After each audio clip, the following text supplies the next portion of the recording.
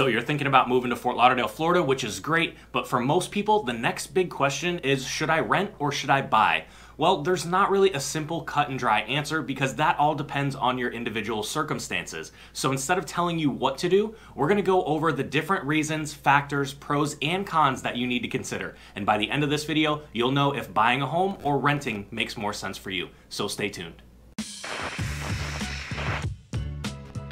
What's up everyone, it's Tanner, back again with another video about sunny South Florida. And if this is your first time to the channel and you want to know all about working, eating, sleeping, playing, and living here in the Fort Lauderdale area, go ahead and hit that subscribe button and tap the little bell so you get notified every time I do a new video. Alright, so renting versus buying. This is probably the most asked question I get from people reaching out to me about moving here to South Florida. And speaking of that, I have people reaching out to me every day from all over the US and even other countries, and I absolutely love it. So if you're even thinking about making a move here, reach out to me. All my contact info is down below, and I'd love to help however I can.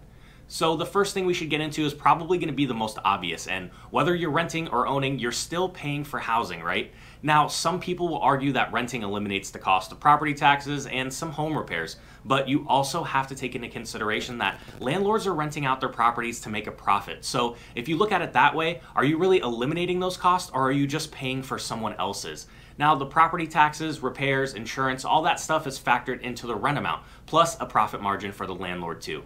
And that brings us right into the next thing, which is the cost of ownership versus the cost of renting. And this is going to be a major deciding factor in what's best for you financially. So let's go over a real quick example. Now, down here in the Fort Lauderdale area, the median sale price for a 3-bed, 2-bath, single-family home is around $355,000, which doesn't include condos, townhomes, or mobile homes, which generally speaking are going to be more affordable.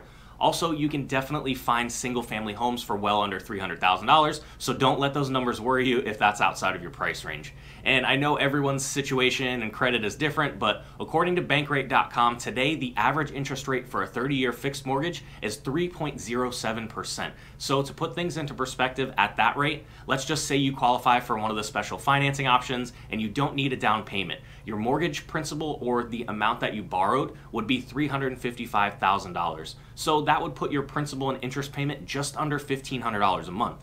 Now, your average 3-bed, 2-bath rental is going to run you about $2,500 a month.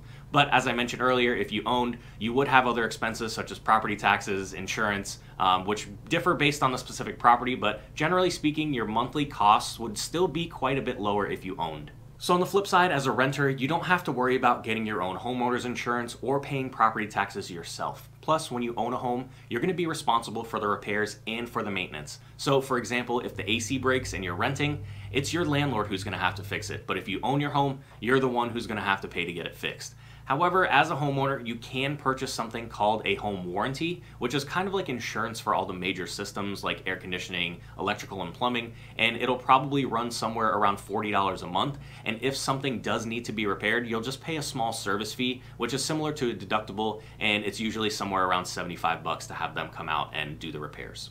And before I forget, because I did mention property taxes a minute ago, you'll also get tax benefits as a homeowner. So let's say you're paying $2,500 per month in rent, you get absolutely no tax benefits on that rent you pay. But if you own, in your first year, if we use that same $355,000 mortgage amount from the previous example, you'll pay over $10,000 in interest.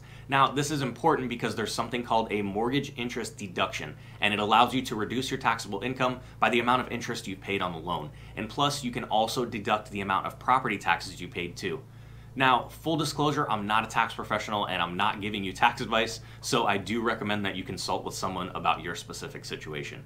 Renting does allow you flexibility to move around more easily. So for example, a lot of people that reach out are planning their move down here to South Florida. They aren't familiar with the areas, and they also don't have the luxury of visiting and doing a tour with me before their move. So most of them do want to buy, but that's a huge commitment to make sight unseen. So in that scenario, it almost always makes sense for them to rent somewhere for at least a couple of months up to a year before deciding which property to buy.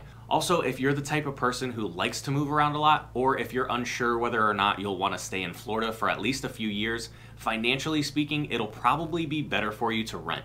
However, buying does give you the option to rent out the home if you do decide to leave, which can be done on a yearly basis, month to month, or even daily if you're interested in exploring the option of Airbnb or some kind of similar service, which can be very, very profitable.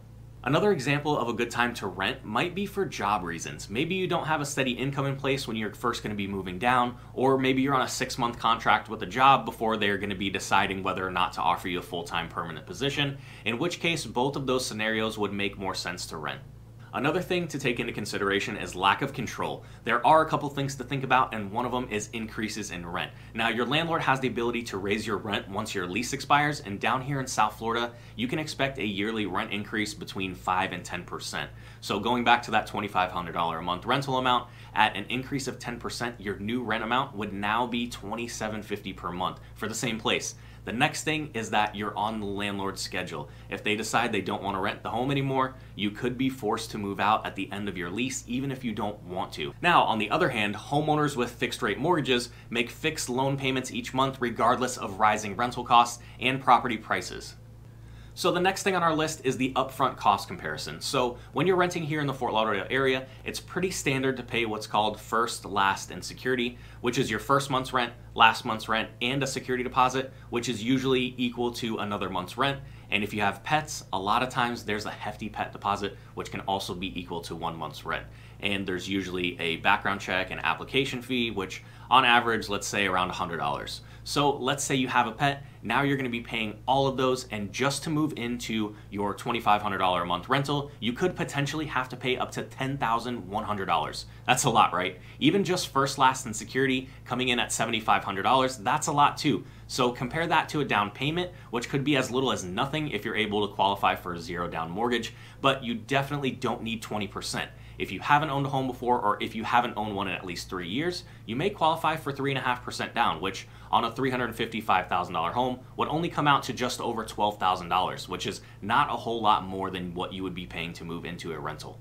Okay, I know you're like, well, what about credit? Mine isn't perfect, so I have to rent. That's absolutely not true. I've heard of people qualifying for a mortgage with as little as a 500 credit score, but it'll require you to have more cash for a down payment. Usually you'd want at least a 580 or better, but the only way to know is to reach out. We'll get you in touch with our lender who can tell you if and what amount you'd qualify for, and even if you decide to rent, it might be beneficial just to know what you could get for your money buying versus renting.